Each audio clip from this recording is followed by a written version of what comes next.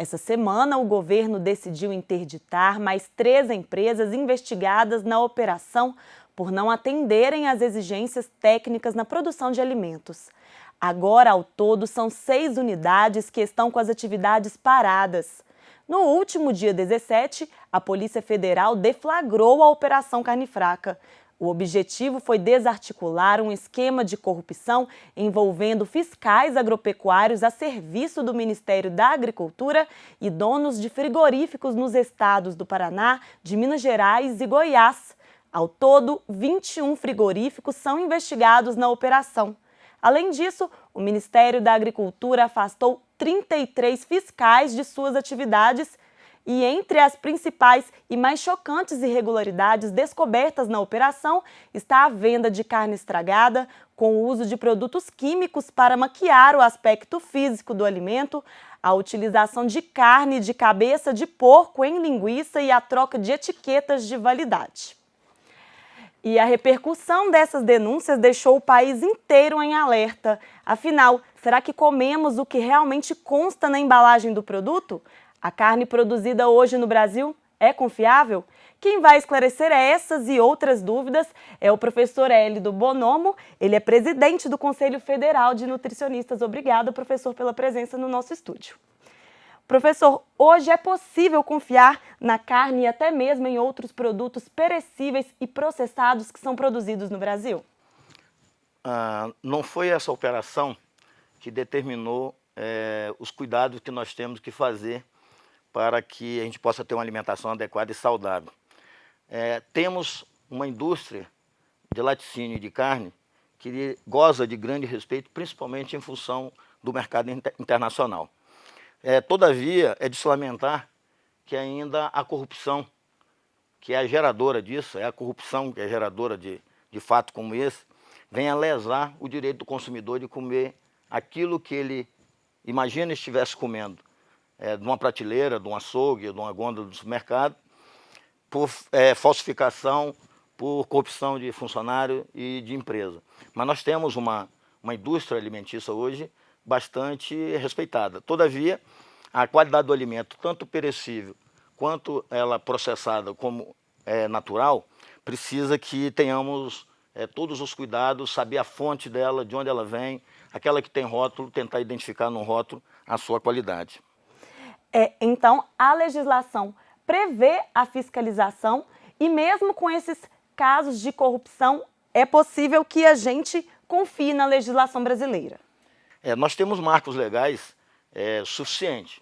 Né? No caso da carne, essa carne ela é acompanhada por profissional específico da veterinária, ela precisa ser inspecionada pelo Sistema de Inspeção Federal, ela tem que ter o CIF, e depois dela processada tem regras claras da Agência Nacional de Vigilância Sanitária que estabelece a quantidade de componentes, de produtos que ela deve ter naquele preparo, mínimos e máximos, para que garanta a qualidade, que ela não provoque dano à saúde das pessoas. Agora, se ela é cumprida, isso é outra etapa. No Brasil e tanto fora dele, nós temos que fazer com que toda a cadeia alimentar ela seja pautada pela ética na produção e respeitando o alimento como fundamental para a vida humana. Né? Então é possível, temos marcos, temos legislação, mas em determinadas instâncias desse processo, determinada etapa do processo, muitas vezes ela é burlada por falta de agente de fiscalização específico. Mas nós, legislação sanitária, nós temos razoável no Brasil. Sim, e como que o consumidor, no dia a dia, ele pode se certificar de que o produto está bom ou não? Como é possível essa verificação por nós que somos consumidores? Tem algumas informações que normalmente o consumidor, para pegar esse know-how, ele precisaria estar no próprio local de venda. Né? Se for um peixe, identificar, mostrar para ele. Alguns ele identifica pela rotulagem. O alimento que tem rótulo, ele identifica a data de validade, isso é fundamental. E identificar o que ele tem dentro dele. Porque às vezes você só identificando, só vendo o alimento, você não sabe se ele for um alimento que foi trocado o seu rótulo, como estava falando na propaganda. Você identifica um alimento, você que não tem o costume de lidar ou não é um profissional da área, você pode não identificar que ali tem já algum micro-organismo se desenvolvendo. Então tem uma dificuldade. O que a gente precisa fazer é cada vez mais ver se o alimento, se ele está in natura, se ele é fresco, né? Se ele tem uma boa aparência, se ele não tem mau cheiro, né? Se for peixe, se ele tem guelras claras, se o olho está vibrante, se a textura da carne está firme. Mas é apostar que saber da origem do alimento. Isso é fundamental também, do que você compra. Porque nós estamos falando de alimentos, de qualidade de alimento, mas nós comemos hortaliças e verduras pode ser de alimentos com excesso de agrotóxicos, como está por aí. Nós temos regras sobre agrotóxicos que deveriam não ser utilizados na agropecuária e na agricultura brasileira, porque outros países já não utilizam mais, mas são utilizados. E tem regra da Anvisa de limites máximos toleráveis de determinado agrotóxico e utiliza-se muito mais que isso. Então, em algum momento, é cobrar da Agência de Vigilância Sanitária ou da Vigilância Local que possam ter a amostra frequente dos diversos locais onde vende produto, principalmente leite, carne, que eles podem, é difícil do consumidor identificar. E saber se estão fazendo análise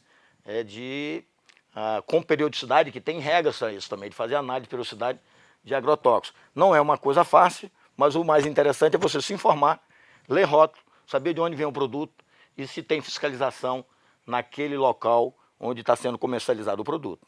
Professor, essa semana, Ouro Preto recebe o Coman e o Conan, que são congressos Mineiro e Nacional de Alimentação e Nutrição. E um dos temas desse ano são os desafios para a indústria em fornecer uma alimentação de qualidade no Brasil. Que desafios são esses? Veja bem, é bem oportuno a pergunta e oportuno o congresso. Em 2014, foi lançado o novo Guia Alimentar para a População Brasileira. Ele direciona algumas linhas de atitude, tanto da produção sobre do consumo, naquele que a gente chama que é alimentação adequada e saudável. E recomenda não utilizar alimentos ultraprocessados, todo alimento ultraprocessado vem da indústria, os alimentos processados em quantidades reduzidas e, preferencialmente, alimentos in natura ou semi-processados.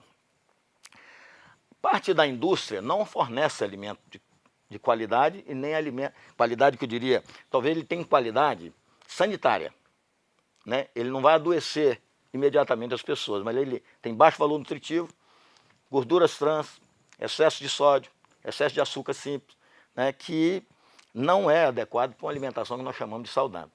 Então, um grande desafio de um congresso como esse é de botar cientistas, estudantes, pós-graduandos, de discutir como que podemos ter uma indústria que a indústria necessariamente ela tem que ter o seu lucro, mas uma indústria que possa preservar a qualidade do alimento, obedecendo inclusive os pactos que tem feito com o Ministério da Saúde. A indústria de alimentos já tem feito alguns pactos com o Ministério da Saúde para reduzir alguns alimentos que são nocivos à saúde das pessoas e aumentar, por exemplo, um componente como fibra alimentar. Esse equilíbrio é que precisa chegar, porque parte do que nós temos de alimentos industrializados, ele não é saudável. Mas nós temos alimentos industrializados que eles são necessários, né? Nós precisamos de óleo, nós precisamos de azeite, nós precisamos de sal, precisa do açúcar, né? Você precisa de leite em pó.